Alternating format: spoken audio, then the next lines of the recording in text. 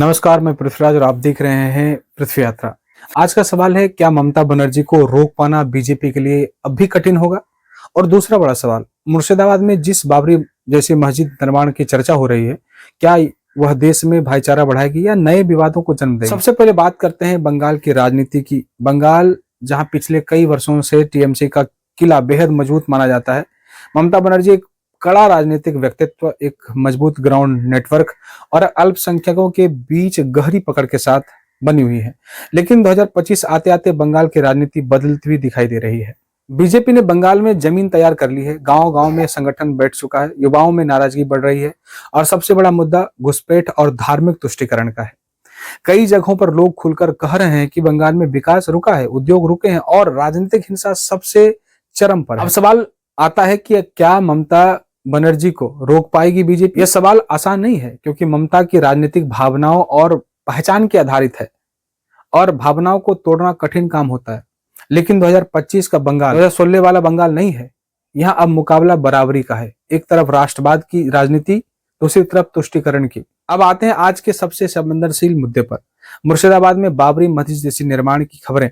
सबसे पहले ये बात साफ कर लें कि भारत जैसी विविधता वाले देश में मस्जिद, मंदिर, गुरुद्वारा, गिरजाघर सबको बनाने का अधिकार है। लेकिन जब किसी धार्मिक निर्माण को राजनीतिक रूप दिया जाता है, उसे भावनाओं को भड़काने के लिए इस्तेमाल किया जाता है, जब उसका उपयोग वोट बैंक के लिए किया जाता है, तब समस्या शुरू होती है। मुर्शिदाबाद में जिस तरह बाबरी मस्जिद का नाम सामने आ रहा है, उससे दो चीजें साफ दिखती हैं। ममता सरकार का अल्पसंख्यक अपीजमेंट साफ नजर आता है। भाजपा इस मुद्दे को राष्ट्रवाद और सांप्रदायिक संतुलन पर चुनौती के रूप में पेश करेगी। लेकिन असली सवाल यही है, क्या इससे भाईचारा बढ़ेगा? भाईचारा तब बढ़ता है जब धर्म का उपयोग राजनीतिक के लिए ना हो, जब निर्माण का उद्देश्य शांति हो, उकसावा नहीं। भाईचारा तब बढ़ता है जब हिंदू मुस्लिम एक दूसरे की आस्था का सम्मान करें, ना कि किसी को चुनाव का हथियार बनाए। बाबरी मस्जिद एक ऐसा नाम है जो भारत के इतिहास में गहरी चोट छोड़ चुका है। इस नाम का इस्तेमाल कर किसी भी राज्य में कुछ भी बनाने का मतलब है फिर से भावनाओं को कुचलना, फिर से लोगों को बांटना और फिर से राजनीतिक फायदा उठाना। क्या यह भाईचारे की निशानी है या एक और राजनीतिक प्रयोग? अब यहाँ बीजेपी का रुख बिल्कुल स्पष्ट है। बीजेपी कहती है देश के अंदर कानून पहला, संविधान सर्वोच्च और राष्ट्रवाद सबसे ऊपर। और यही कारण है कि बंगाल में बीजेपी का प्रभाव लगातार बढ़ रहा है।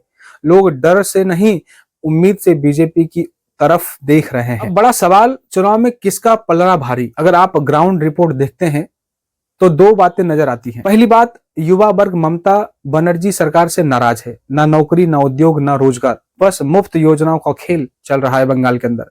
दूसरी बात, बंगाल में हिंदू वोट धीरे धीरे एकजुट हो रहा है और यह बदलाव 2021 से तेजी हुआ है। लेकिन क्या ममता आसान विरोधी है? नहीं, वह बंगाल की राजनीति की सबसे चतुर, सबसे अनुभवी नेता है। उनका ग्राउंड नेटवर्क बेहद मजबूत है और उनका वोट बैंक काफी संगठित है।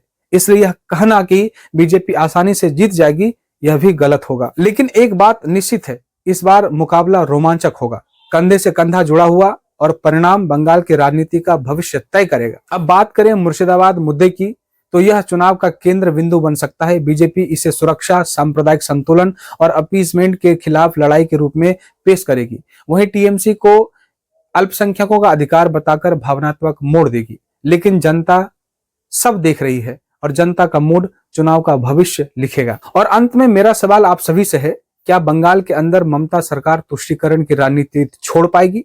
क्या मुर्शिदाबाद का मुद्दा देश में भाईचारा बढ़ाने का संदेश देगा या तनाव पैदा करेगा? और सबसे महत्वपूर्ण, क्या इस बार नरेंद्र मोदी की लहर बंगाल के किले को हिला देगी? आप अपनी राय कमेंट में जरूर लिखें। मैं पृथ्वीराज, आप देख रहे हैं पृथ्वी यात्रा। धन्यवाद। जय हिंद, वंदे मातरम।